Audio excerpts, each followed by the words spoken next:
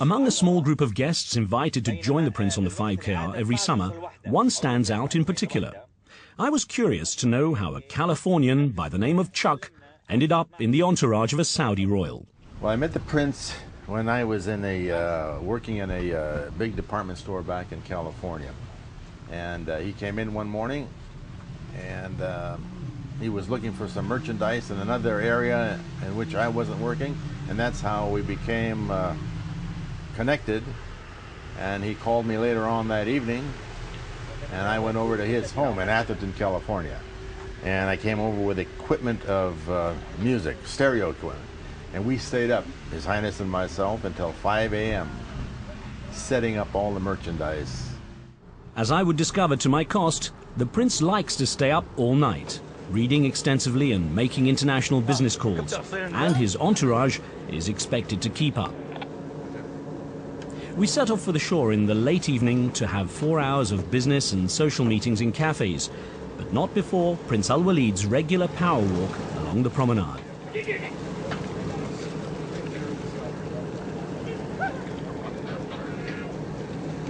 How do people react to you when you're walking with an entourage? You have bodyguards with you, you walk through quite a public area. How do you find people react to you?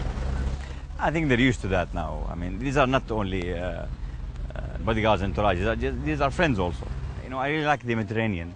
Plus, Cannes is centrally located. From here, you can go within 12 hours to Italy, you can go to Spain, Corsica, Sardinia, all within 12 hours on my boat. Press them very hard to have this meeting so we can really have this Fairmont, Plaza, and the Meridian meetings all the same day. Okay, we're ready. Thank you. See you then. See you in Paris. لا وقفت لي.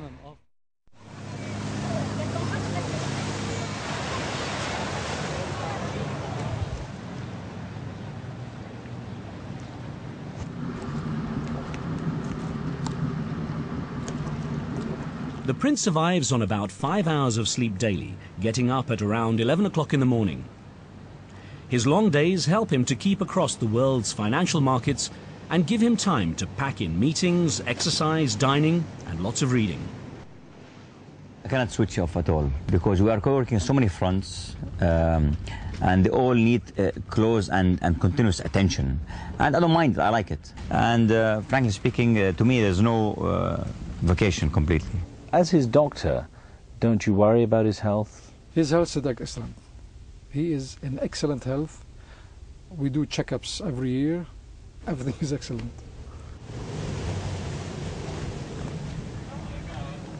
For the staff, keeping up with their boss is quite a challenge. I know how to cope with His Royal Highness. I know when to have 10 minutes sleep when I can have it in order to keep on going. If I have 2 hours of non-stop things to do. The Prince has constant meetings on the yacht. On this occasion, he'd gather the Arab music industry. After acquiring full ownership of the Rotana label, he wanted to launch a music channel to spotlight his large list of top recording artists. Within a year, Rotana was a smash hit with 3 channels on air. The Prince selected the right people for it. Plus, he was involved directly in each and every small detail. And you know how energetic he is and how dedicated he is when doing something. He's very picky and he follows every small detail. And I think this is what made the success. We have to do something to solve it. And your account runs into the billions, around 20 billion in your case. Can you actually spend the money as fast as you make it? No, not really. I mean, when you say $20 billion, that's the total wealth I have. But obviously, if a guy's income from that, let's say, is around $500, $600 million every year, for sure he can spend it on personal basis. But obviously, he can reinvest it into projects, into buying more companies that need assistance and help, and create more wealth, obviously.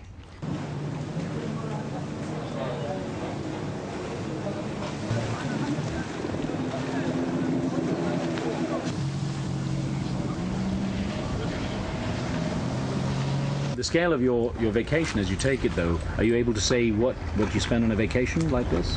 I spend quite a bit. No details? No, I spend quite a bit, but you know, the important thing is that I'm happy, my family is happy, and the people around me are happy. It's the end of the visit to Cannes, and Al-Walid and his son, Prince Khalid, go through the tradition of saying goodbye to the crew. Over the next 11 months, they'll clean, polish and maintain the yacht to ensure it's ready for the royal arrival next summer.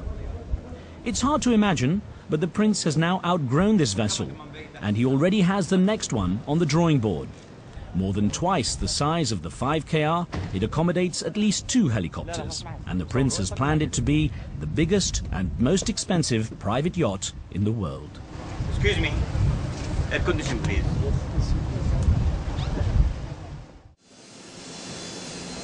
Al-Walid likes to travel with his people, whether in a regular tourist coach or in what at first appears to be a regular Boeing 767. This type of airliner usually hauls about 200 people across continents in relative comfort. But after a refit, the prince has his own version of first class. From 2.6 to 3.2, مش كده؟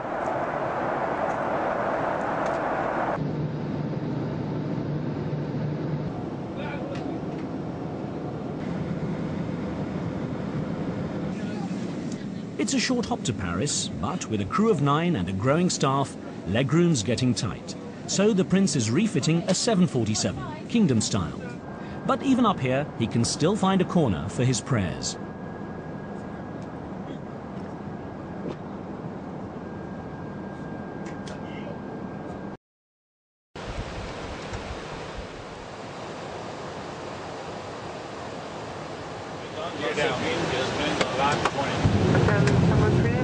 Chuck gets nervous in turbulence, and the prince is quick to tease him about it.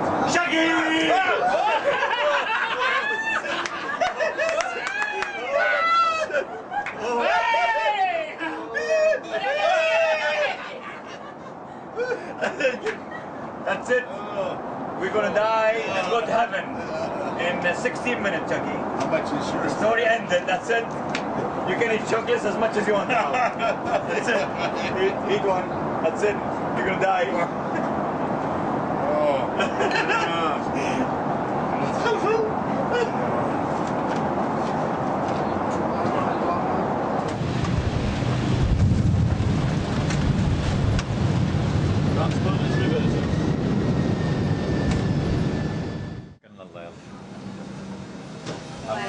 See you.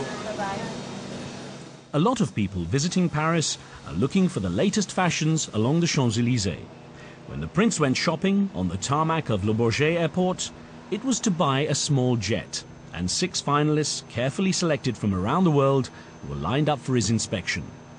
With an energetic pace, he didn't waste time and knew exactly what he was looking for. I was about to get my first glimpse of his negotiating skills. Well, the sellers soon realized they were up against a tough customer with only minutes to state their case.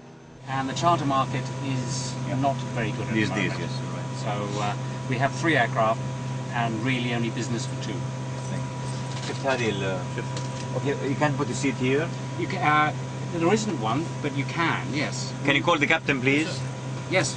1, Michael? 2, 3, 4. Do you always do business at such a pace? Oh yeah, everything is done very quickly and this is very swift. Because it looks like you've just come in and decided to buy a plane last minute. No. The decision has been taken 2 months ago, and the research began 2 months ago. Are you at the haggle stage? Almost. With enough wealth to buy 5,000 of these jets, it's surprising he would haggle at all. But this businessman prince is always looking for the best deal. Even a billionaire likes a bargain. It's all a matter of scale. The kingdom will buy one of the Hawker Sidleys, but you have to compete. And tell them we pay tomorrow morning if we can have the contract ready. Some people spend hours shopping, but Prince Al-Walid needed just 20 minutes.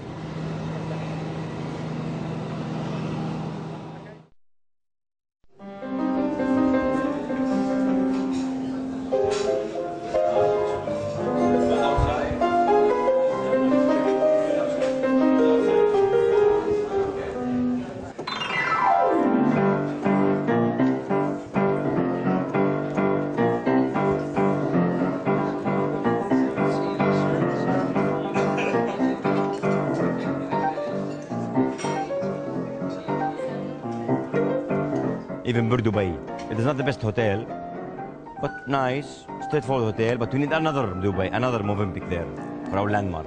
But it came cheap. We have, why not?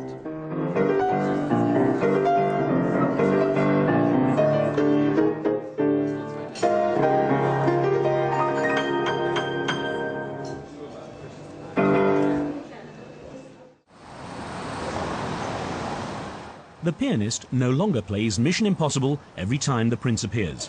A puzzled Al-Walid had asked him why he chose such a tune when nothing is impossible. Oh. One person who makes things possible for the prince, wherever and whenever, is Raouf Aboud, head of communications. I met up with him at his makeshift control center at the Georges V. His Royal Highness is a connected man. Wherever he is, he should have a phone and he should have TV. Sometimes he has conference call, two, three conference call a day. Just when he's working, he says, okay, I want a conference call with this guy. I have to make all the people online, and he talk to them and he make deals, yeah. It's very important because I like to be informed. I like telecommunications. I like technology. I like to be, I like to know what's going on around me very much. Hello, Brett. Did he explain to the situation? So he does business on the fly? He does business wherever, I think. Even when he's sleeping, he does business, I'm sure. Among Al-Walid's many investments, the Georges V is particularly close to his heart, perhaps because his father used to bring him here as a child. He now owns it 100%. Well, you know, this is a very historical hotel. This hotel has been built more than 70 years ago. Plus, when I bought it, it was really, the situation deteriorated substantially. It became almost a three-star hotel. So once we took it, we renovated it and we invested in it a lot. And in 2 years after its operation, it became #1 hotel. And just 2 weeks ago, it was announced #1 hotel in the world also for the 3rd consecutive year. He's always had a desire to own that hotel. And we had a bit of a difference of opinion because of, did it make financial, was it a good economic investment? To buy it, to fix it, the process you'd have to go through.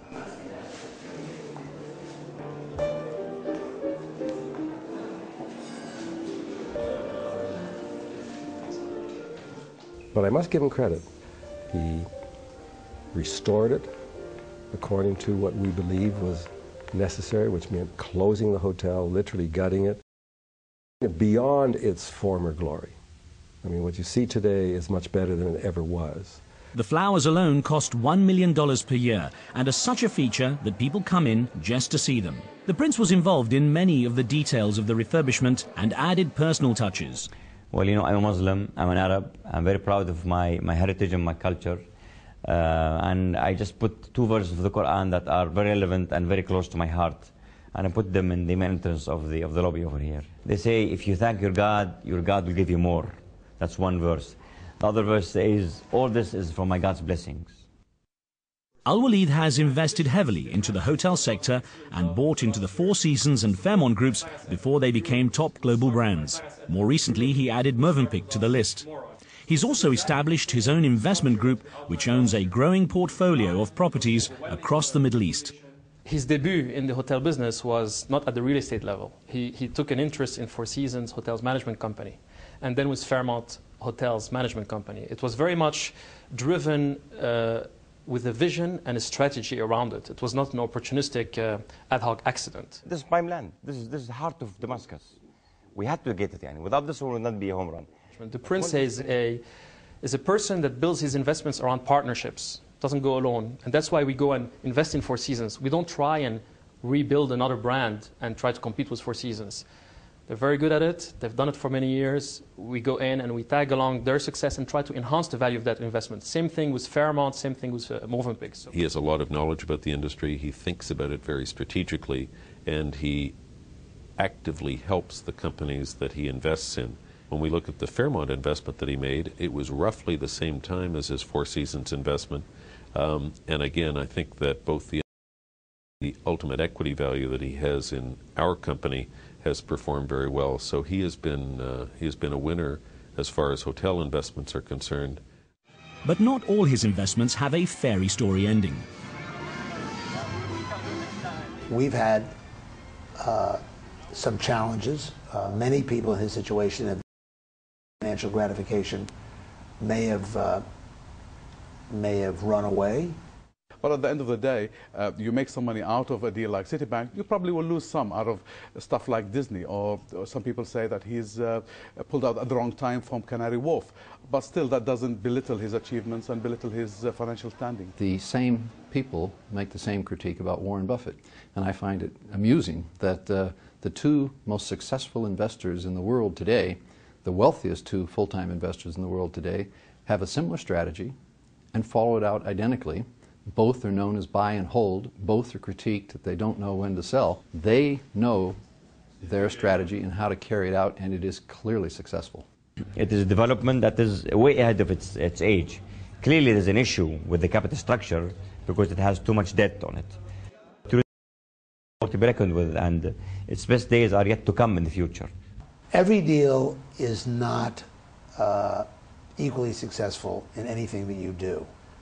And I can't put myself in his shoes, but I think him being involved with investing in Disney, whether it's Euro Disney or whether it's the parent company, the Walt Disney Company,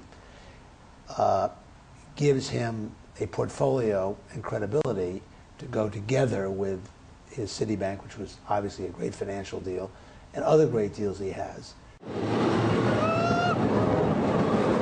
While he's down on his high-profile Euro Disney investment, it's had very little impact on his overall portfolio and doesn't trouble him financially, though it may become one of the most expensive roller coaster rides he takes.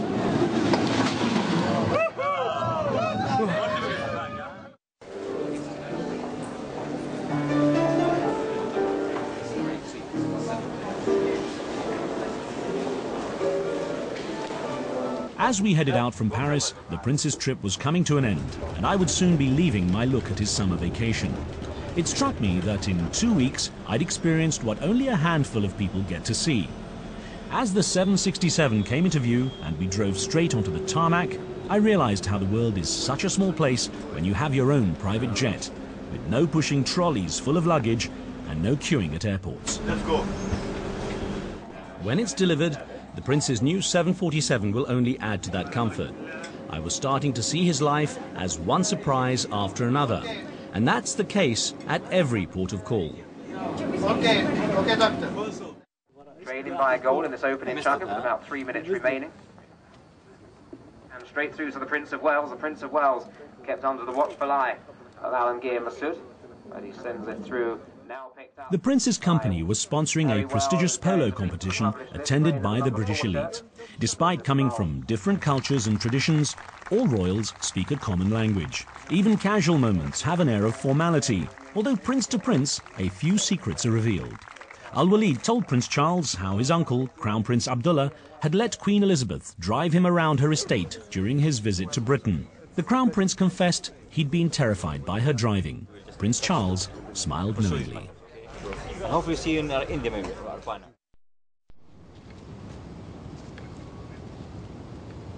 New York was the destination for me to find out about the Prince's investments. After all, he's the largest foreign investor on Wall Street.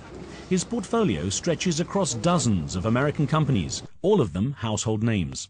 His strategy is to research major brands, set a price target, and move in only when that target is reached. This is how he bought into Rupert Murdoch's powerful media company, News Corp. When the Australian tycoon was down on his luck in 1997, it created the perfect opportunity for an investor like Al-Walid.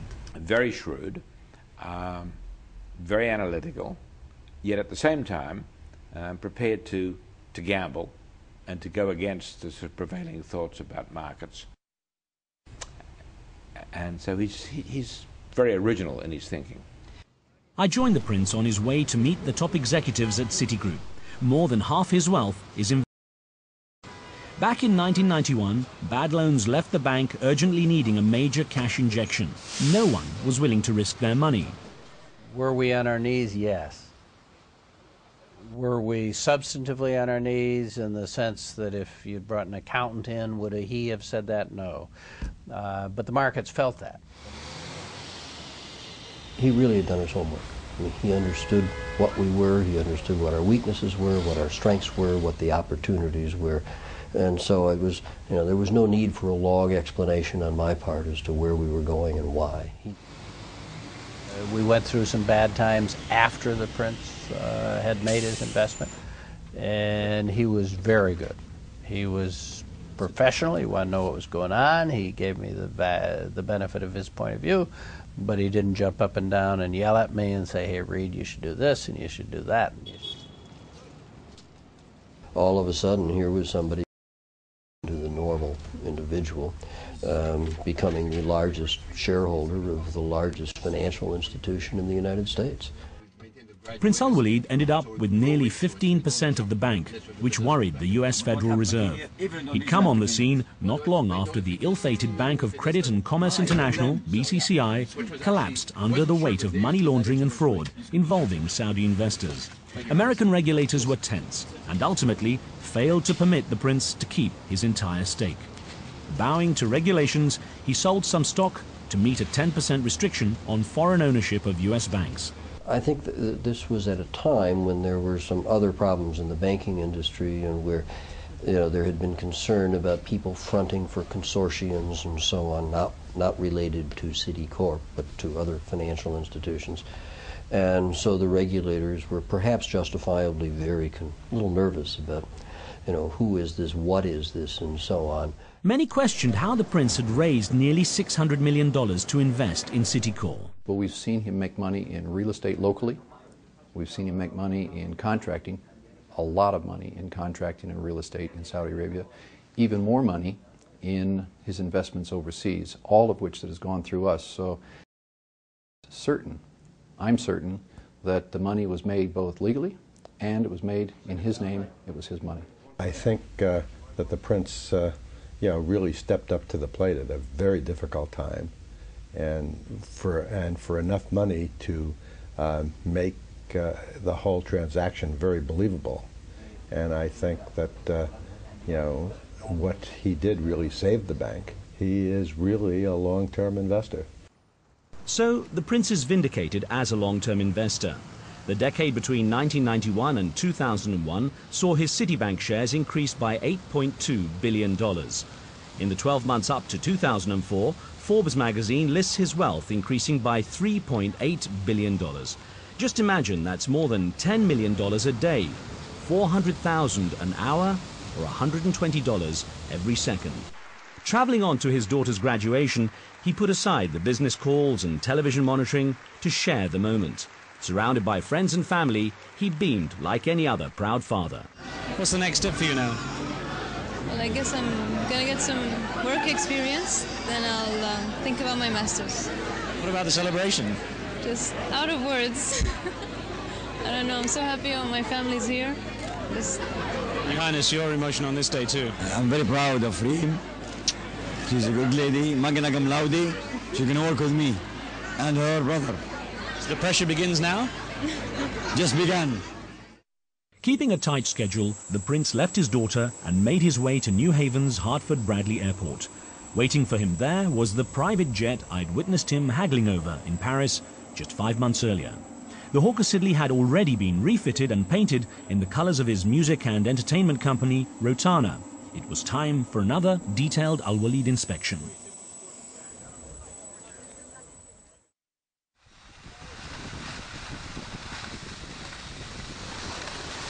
What made you take up skiing? Well, as you know, you've been with me now for several months, and I like sports. And I do all kinds of sports, maybe around 40 kinds of sports. But you only started it a few years ago. Yeah, well, I got it from my children. Are you able to keep up with them?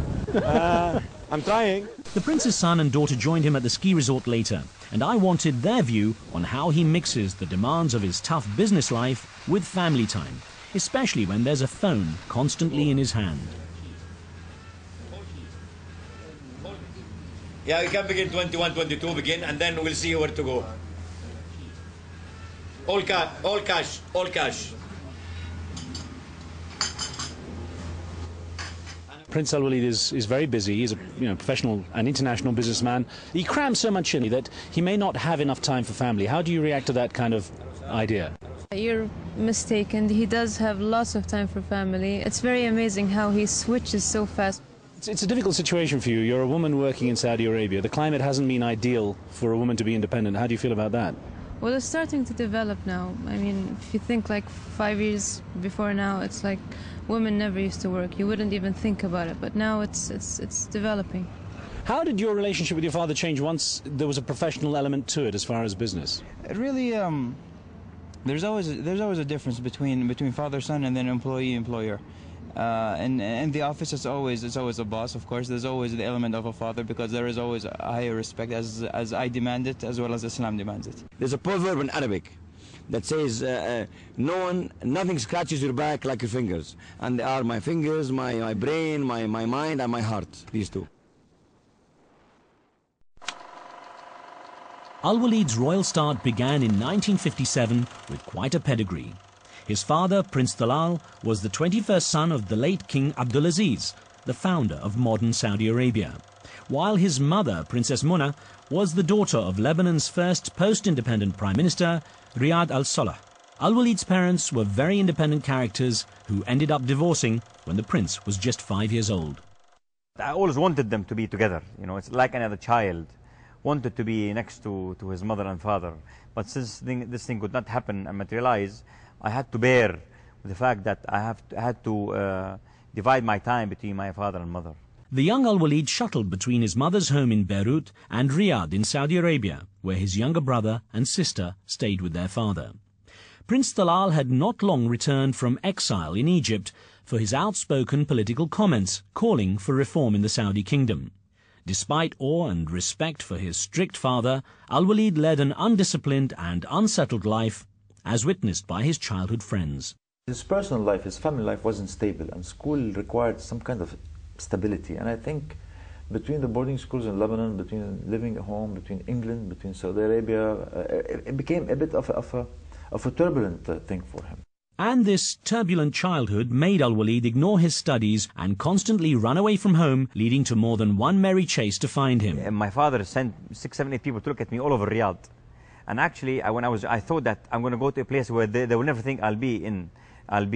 So I went to my bedroom inside the house of my father. I was there for 3, 4 days, and looked at me all over the place, excluding that place. So I was in the place where they never thought I would be. He was the rebel because the divorce between his mother and father, he took the side of his mother more than once. And this made him, in a sense, an outcast. So he didn't enjoy the privileges of the other young Saudi prince. Another childhood friend recalls the complex relationship and emotional tension the prince had, having to call 2 very different countries home. He is a prince. He's at the same time Lebanese and Saudi, so different cultures, different ways of thinking, different minds.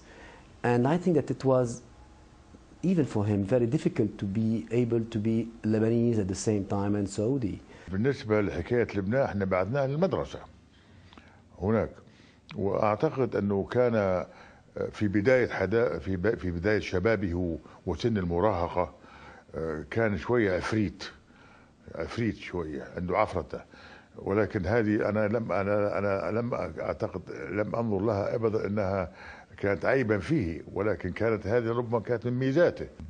I was in Saudi Arabia to the military academy because he was so rebellious. الحقيقة هذا سبب من الأسباب، ولكن أيضا كانت هذه رغبته. It was one of the turning points in my life, whereby I became very self-dependent, independent, and very much myself, washing the toilets, bathrooms, having breakfast 6 o'clock in the morning, and having a breakfast lentil soup and spaghetti. Walking through the grounds of his old school in Beirut, I pondered on the influences that had shaped him, from the divorce of his parents to life in a military academy, which possibly explains his obsessive precision at work and play even now. There was also a strong competitive spirit at an early age. A daily ritual. We had 1 hour of Monopoly. And practically every single time he beat me. And I think I had brains to be able to resist his onslaught, but he always managed to beat me in Monopoly. So I knew that he's going to make money. Keen to study at the International College in Beirut, the prince finally buried his head in books and passed his exams with flying colors, but remained a lively teenager. Drag racing, the wildlife. Oh yeah. We had our Beirut then was a place where the good life was all over. It was abundant for somebody young, well connected, some cash. He could manage. But Lebanon's civil war changed the young prince's plans. In April 1975, the destruction of Beirut began in a prolonged and bitter civil war, and the young prince was forced to seek university admission overseas, choosing Menlo College in California. Being so far from Riyadh and his family, he had little to do except focus on his studies. I presume it was a real lonely time for him because he was there all by himself. There wasn't anyone else. It was just him and me and the phone calls to Saudi Arabia and school. That was basically it. Chuck would come to visit him here at this typical American ranch house. Social life was almost non-existent, and all the prince focused on was getting his degree in business administration and getting back home. By the time he returned to Riyadh to tap into the oil boom, he had new responsibilities. He had married and had a baby boy. Prince Khalid was born in April 1978. The young father quickly set up camp in the Saudi capital to make his fortune in the remarkable business environment fueled by black gold. Commissions from contracts were a quick way to fill the bank account, but Al-Walid wanted more. He wanted to practice what he had just learned in the USA. Some companies we used to just sign with the contractors. I used to work with them. I used to raise equity for them. I get debt for them and work really very hard for them. I don't know if I should. In general, they earn their living by being a royal. What made him different is that he earned his way. Al-Walid started by taking on the banking sector, with Saudi Arabia's first hostile takeover.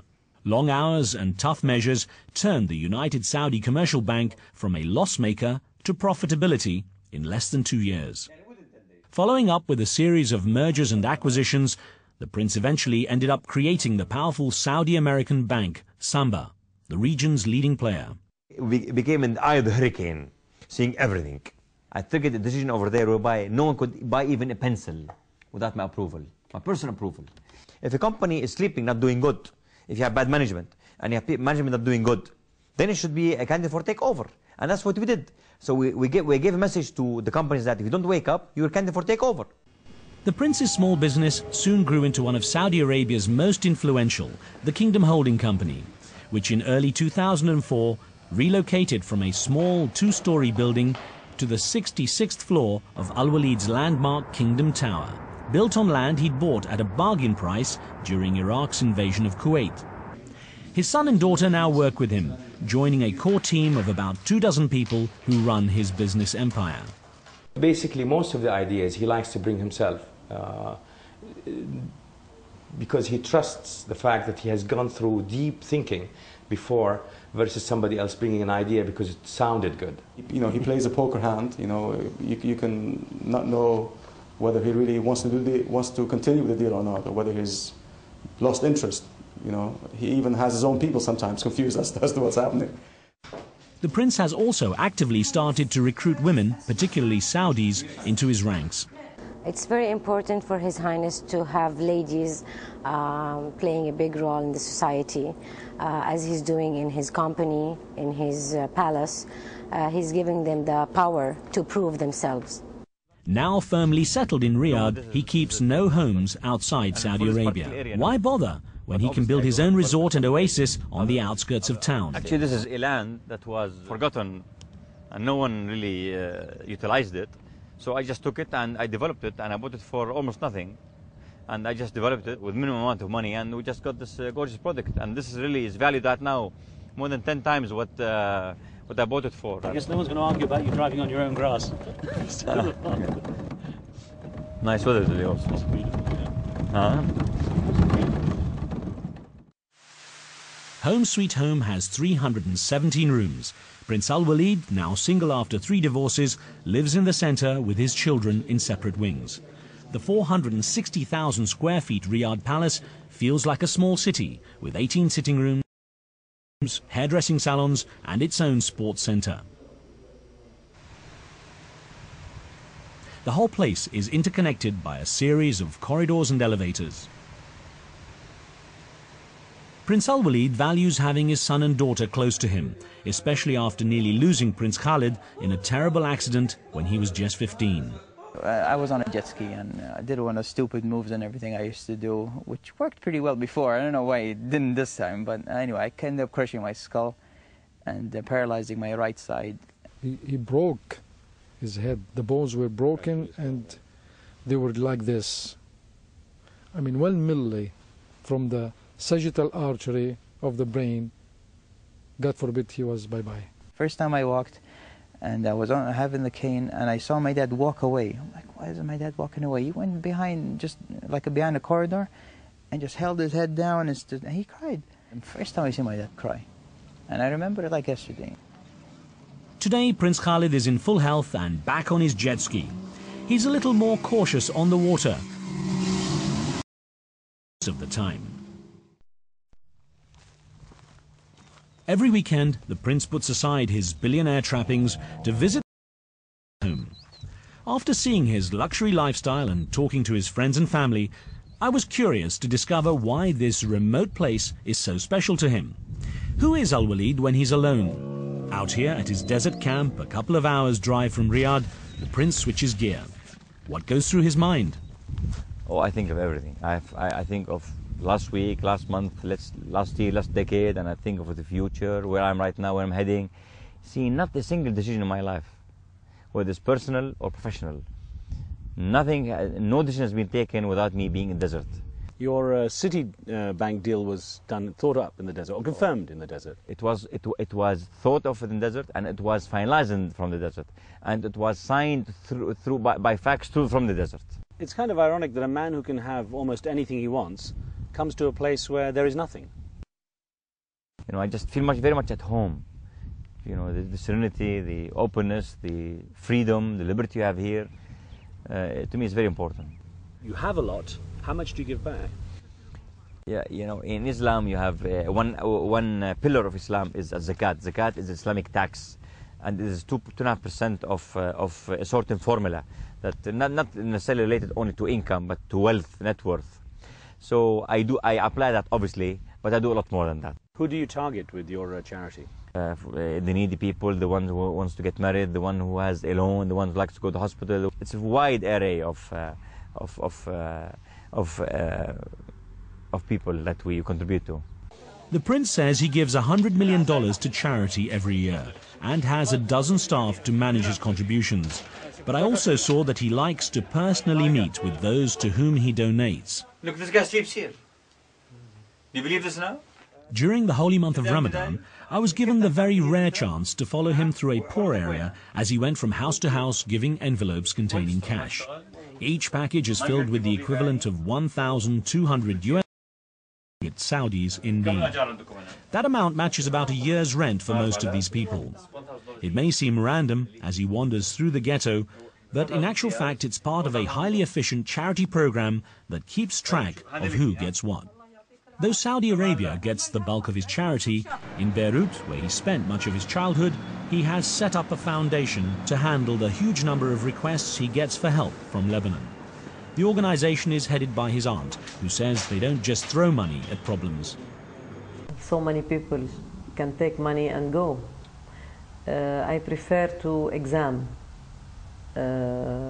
very carefully all the demands of the institutions they are asking, and after to give them instead of money, supplies or materials or computers or anything instead of money. A lot of wealthy people are accused of giving money as a way to appease their guilt for having so much themselves. No, from my point of view, I have no guilt at all, because the money I got, it was earned the hard way, it was not inherited, it was not given to me. So I don't have guilt at all from that point of view.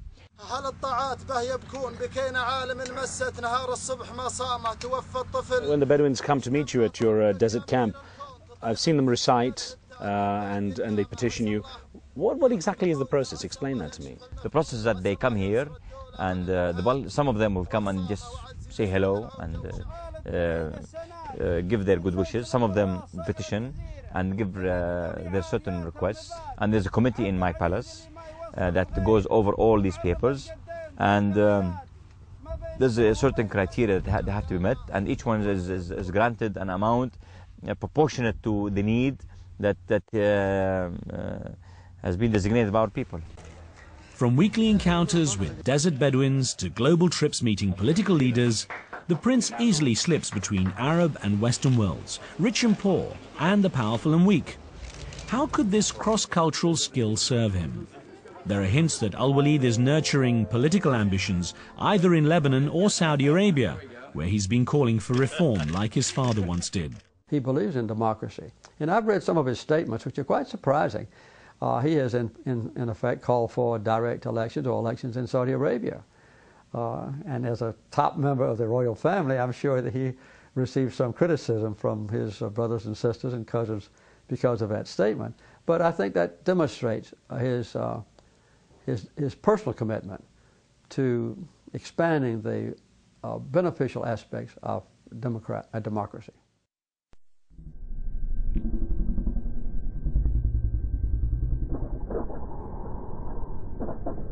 But the prince has already learned that politics is a difficult tightrope to walk between different emotions, beliefs, and personal or party agendas.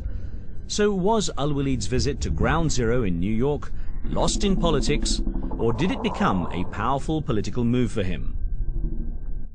America was not in the mood to listen, and people said he could have either waited or come up with some other kind of scheme, but the fact that the check was rejected sort of didn't put him in good light. Although it was rejected because he linked it to the US policy overseas, especially in the Middle East. Yes. And that gained him some points because he was frank, and one of the things that people said, at least while giving this, he had the guts to say that you have to have an equal policy for the Middle East.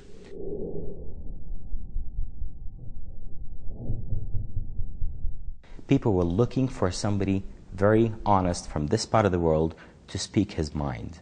And Prince Al-Walid was a perfect candidate for that. We respected him a lot. And we think that he went there just to prove to the Americans that being an Arab is not being a terrorist automatically, or being a Muslim is not also.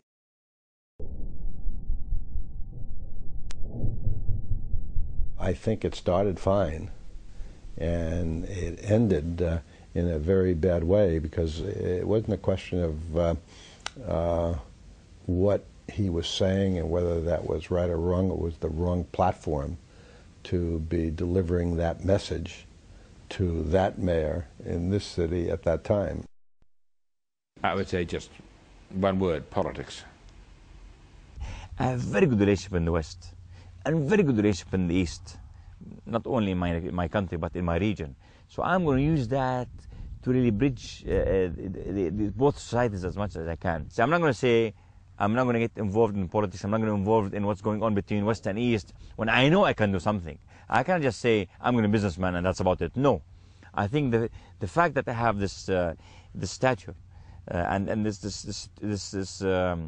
position, I like to leverage it and use it. أنا أقول لا يبتعد، بالعكس، ولكن يكون حذرا ويكون أقل اندفاعا في الأمور السياسية عنها من الأمور الاقتصادية، ولكنه لا يترك الميدان.